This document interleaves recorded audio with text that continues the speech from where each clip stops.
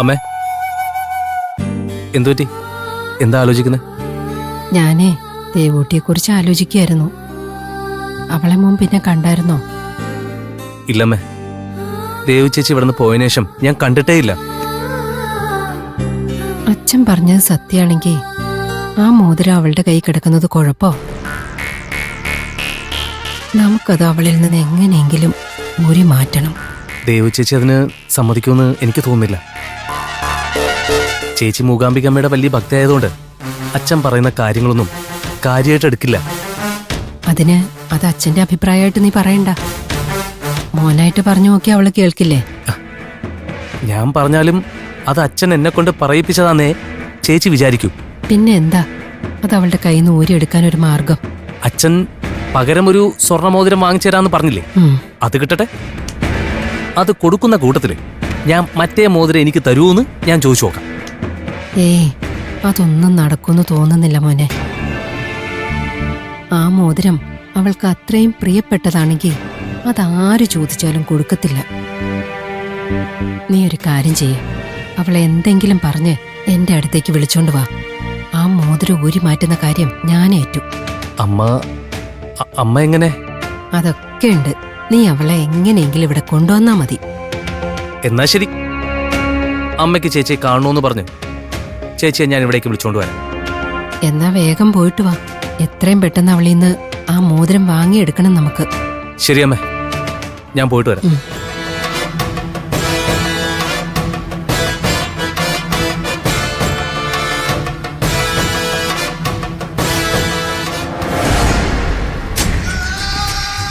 ഇന്നത്തെ ദിവസം നമുക്ക് നിർണായകമാണ് നാഗ. ഇന്ന് മഹാശക്തി മൗനത്തിലാണ്ട് നിൽക്കുന്ന പ്രദോഷ ദിനമാണ്. ഭക്തരുടെ പ്രാർത്ഥനയും വഴിപാടും സ്വീകരിച്ച് സ്വയം ചൈതന്യമാർജിക്കാൻ എല്ലാ ദേവശക്തികളും ഇന്ന് നിശബ്ദമാകും. ഈ അസുലഭ സന്ദർഭം നമുക്ക് പാഴാക്കാനുള്ളതല്ല. പിന്നെ നമ്മുടെ ഒരു നീക്കങ്ങളും തടയാൻ ഒരു ശക്തികളും ഉണ്ടാകില്ല. ഈ സുവർണാവസരം നമ്മൾ കൈപ്പിടിയിൽ ഒതുക്കും. ഘോരയുടെ നീക്കങ്ങൾക്ക് തടയിടാൻ ഇന്ന് ഒരു അവതാര നീക്കങ്ങൾക്കും സാധിക്കില്ല.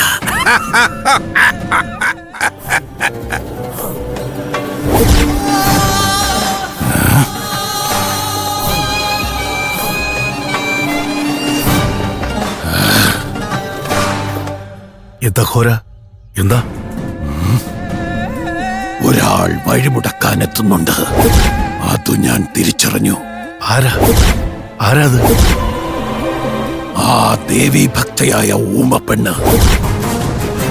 നമ്മുടെ കർമ്മരംഗത്ത് അവളുടെ സാന്നിധ്യമുണ്ടാകാൻ പാടില്ല. ഞാൻ പറഞ്ഞ കാര്യം എന്തായി? അവളുടെ വിരലിലിട്ടിരിക്കുന്ന ദിവ്യമോതിരം കൈക്കലാക്കിയില്ലേ നീ? അതിനുള്ള എല്ലാ വഴികളും ഞാൻ ചെയ്തിട്ടുണ്ട് ഘോര. എന്റെ മകൻ അവളിൽ നിന്ന് കൈക്കലാക്കാൻ ശ്രമിക്കുന്നുണ്ട്. അവന് തനിച്ചതിന് സാധിക്കണമെന്നില്ല. അവന് സഹായത്തിന് ഒപ്പം നീ കൂടെ വേണം. വേഗം പൊയ്ക്കോളൂ, വേഗം. എത്രയും പെട്ടെന്ന് ആ മോതിരം കൈക്കലാക്കി എന്റെ അടുത്തെത്തണം. ശരി ഘോര.